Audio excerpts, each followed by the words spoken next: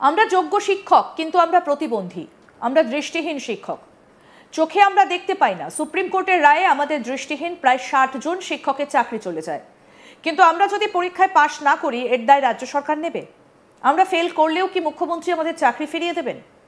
দৃষ্টিহীন শিক্ষিকার সোজা সাপটা প্রশ্ন সরাসরি মুখ্যমন্ত্রীর উদ্দেশ্যে। তিনি বলছেন তারা যদি পাশ না করে তার দায় কি মুখ্যমন্ত্রী নেবেন? আসুন এক ঝলকে শোনাই ওই দৃষ্টিহীন শিক্ষিকা কি বলছেন। অপর্ণা মজুমদার, শুনবো তার কথা। পরীক্ষা দিতে চাই না তার মুখ্যমন্ত্রী বলছেন আপনাদের সবার চাকরি থাকবে। কি করে থাকে? আমি যদি ফেল করি উনি আমার চাকরি রাখবেন কি করে? উনি কে বলেছেন যারা ফেল করবে তাদের চাকরিও থাকবে? তো গ্যারান্টি কি আছে? আমরা যে যতজন করি, আমি সবার কথা ছেড়ে দিচ্ছি, আমরা যে এই যে 450 পিএইচ ক্যান্ডিডেট আছি তারা সবাই যে আমরা পরীক্ষায়, কারণ আমি অন্যদের থেকে আমি নিজেকে আলাদাই করে দিচ্ছি, সেগ্রিগেট করছি, আমাকে করার কথা নয়। কারণ আপনারা সবাই জানেন যে এখন সবাই ইনক্লুসিভ এডুকেশন, তো সমাজও তো ইনক্লুসিভ হবে, আমাকেও তো সবার সঙ্গে আপনাদের সঙ্গে এক হতে হবে, কিন্তু আমি তো এক হতে পারছি না। কোথায় আমি ইনক্লুসিভ?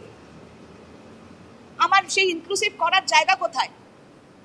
তাহলে আমি যদি ফেল করি, আমার যদি কাজ না থাকে, তখন আমাকে কে ইনক্লুশন দেবে?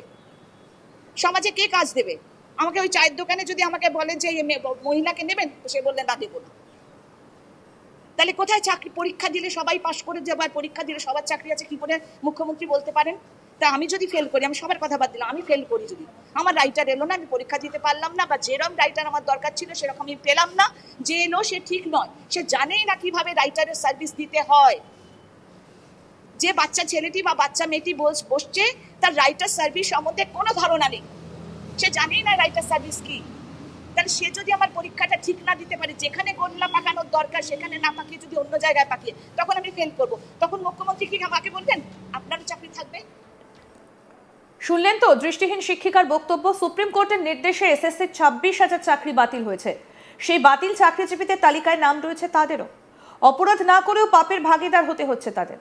এমনই অভিযোগে এবার সোচ্চার all Bengal blind teachers association. রাজ্য সরকারের বিরুদ্ধে এবার বিশেষ চাহিদা সম্পন্ন যোগ্য চাকরিহারা শিক্ষক শিক্ষিকারা আন্দোলনে নামার হুঁশিয়ারি দিলেন। এই পরিস্থিতিতে অপর্ণা মজুমদার নামে এক চাকরিহারা শিক্ষিকা রাজ্যের মুখ্যমন্ত্রীকে প্রশ্ন করে বলেন, আমরা যোগ্য শিক্ষক কিন্তু আমরা প্রতিবন্ধী, আমরা দৃষ্টিহীন শিক্ষক, চোখে আমরা দেখতে পাই না। সুপ্রিম কোর্টের রায়ে আমাদের দৃষ্টিহীন প্রায় ৬০ জন শিক্ষকের চাকরি চলে যায়। কিন্তু আমরা যদি পরীক্ষায় পাশ না করি এর দায় রাজ্য সরকার নেবে? আমরা যদি রাইটার ঠিক না পাই, যদি ফেল করি, তার দায় কি রাজ্য সরকার নেবে? আমরা ফেল করলেও কি মুখ্যমন্ত্রী আমাদের চাকরি ফিরিয়ে দেবেন?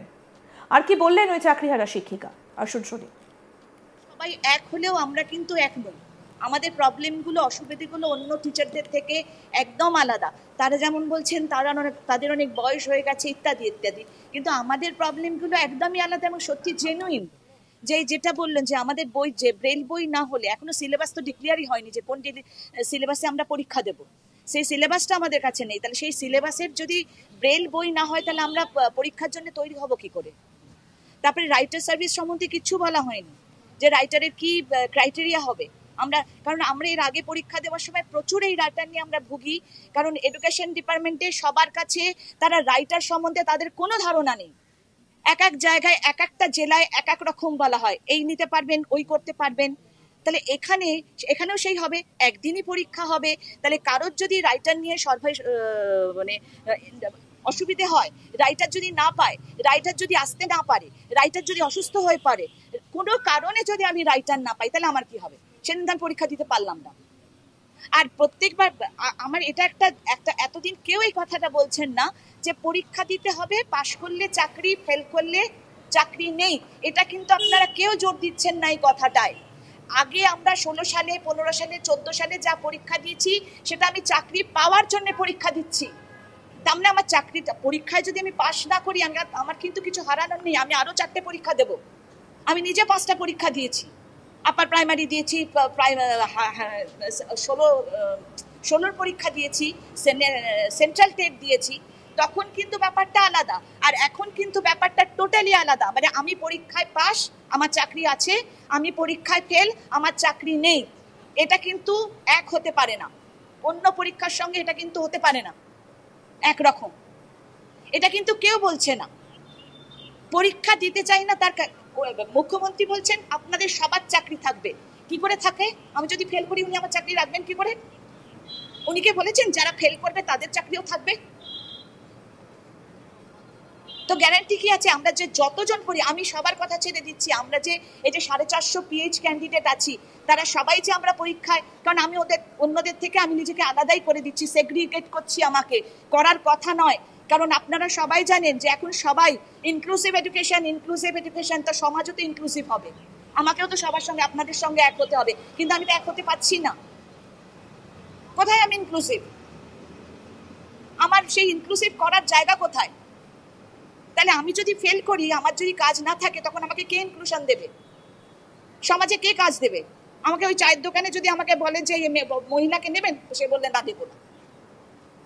তাহলে কোথায় চাকরি? পরীক্ষা দিলে সবাই পাশ করে যাবে, আর পরীক্ষা দিলে সবার চাকরি আছে কি করে মুখ্যমন্ত্রী বলতে পারেন? তা আমি যদি ফেল করি, আমি সবার কথা বাদ দিলাম, আমি ফেল করি, যদি আমার রাইটার এলো না, আমি পরীক্ষা দিতে পারলাম না, বা যেরকম রাইটার আমার দরকার ছিল সেরকম আমি পেলাম না, যে এলো সে ঠিক নয়, সে জানেই না কিভাবে রাইটারের সার্ভিস দিতে হয়। যে বাচ্চা ছেলেটি বা বাচ্চা মেয়েটি বসছে, তার রাইটার সার্ভিস সম্বন্ধে কোনো ধারণা নেই, সে জানেই না রাইটার সার্ভিস কি। তাহলে সে যদি আমার পরীক্ষাটা ঠিক না দিতে পারে, যেখানে গোল্লা পাকানোর দরকার সেখানে না পাকিয়ে যদি অন্য জায়গায় পাকিয়ে, তখন আমি ফেল করব। তখন মুখ্যমন্ত্রী কি আমাকে বলবেন আপনারও চাকরি থাকবে? তারা বলছেন আমরা যোগ্য, কিন্তু আমরা প্রতিবন্ধী, আমরা দৃষ্টিহীন শিক্ষক, চোখে আমরা দেখতে পাই না। সুপ্রিম কোর্টের রায়ে আমাদের দৃষ্টিহীন প্রায় 60 জন শিক্ষকের চাকরি চলে গেছে, কিন্তু আমরা যদি পরীক্ষায় পাশ না করি, এর দায় রাজ্য সরকার নেবে। আমরা ফেল করলেও কি মুখ্যমন্ত্রী আমাদের চাকরি ফিরিয়ে দেবেন? দৃষ্টিহীন শিক্ষিকার সোজা সাপটা প্রশ্ন মুখ্যমন্ত্রীকে। তিনি বলছেন তারা যদি পাশ না করে, তার দায় কি মুখ্যমন্ত্রী নেবেন? আসুন আরেকবার শোনাই কি বলছেন ওই দৃষ্টিহীন শিক্ষিকা অপর্ণা মজুমদার, শুনুন। পরীক্ষা দিতে চাই না, তার মুখ্যমন্ত্রী বলছেন আপনাদের সবার চাকরি থাকবে। কি করে থাকে? আমি যদি ফেল করি, উনি আমার চাকরি রাখবেন কি করে? উনি কি বলেছেন যারা ফেল করবে তাদের চাকরিও থাকবে? তো গ্যারান্টি কি আছে? আমরা যে যতজন করি, আমি সবার কথা ছেড়ে দিচ্ছি, আমরা যে এই যে 450 পিএইচ ক্যান্ডিডেট আছি, তারা সবাই যে আমরা পরীক্ষায়, কারণ আমি অন্যদের থেকে আমি নিজেকে আলাদাই করে দিচ্ছি, সেগ্রিগেট করছি, আমাকে করার কথা নয়। কারণ আপনারা সবাই জানেন যে এখন সবাই ইনক্লুসিভ এডুকেশন, তো সমাজও তো ইনক্লুসিভ হবে, আমাকেও তো সবার সঙ্গে আপনাদের সঙ্গে এক হতে হবে, কিন্তু আমি তো এক হতে পারছি না। কোথায় আমি ইনক্লুসিভ? আমার সেই ইনক্লুসিভ করার জায়গা কোথায়? তাহলে আমি যদি ফেল করি, আমার যদি কাজ না থাকে, তখন আমাকে কে ইনক্লুশন দেবে? সমাজে কে কাজ দেবে আমাকে? ওই চায়ের দোকানে যদি আমাকে বলেন যে মহিলাকে নেবেন, সে বললেন না, দেবো না। তাহলে কোথায় চাকরি? পরীক্ষা দিলে সবাই পাশ করে যাবে, আর পরীক্ষা দিলে সবার চাকরি আছে কি করে মুখ্যমন্ত্রী বলতে পারেন? তা আমি যদি ফেল করি, আমি সবার কথা বাদ দিলাম, আমি ফেল করি, যদি আমার রাইটার এলো না, আমি পরীক্ষা দিতে পারলাম না, বা যেরকম রাইটার আমার দরকার ছিল সেরকম আমি পেলাম না, যে এলো সে ঠিক নয়, সে জানেই না কিভাবে রাইটারের সার্ভিস দিতে হয়। আরো আপডেট পেতে দেখতে থাকুন আজ তাক বাংলা। সাবস্ক্রাইব করুন, নোটিফিকেশন পেতে বেল বাটন অপশন প্রেস করুন, হোয়াটসঅ্যাপেও ফলো করুন আজ তাক বাংলা।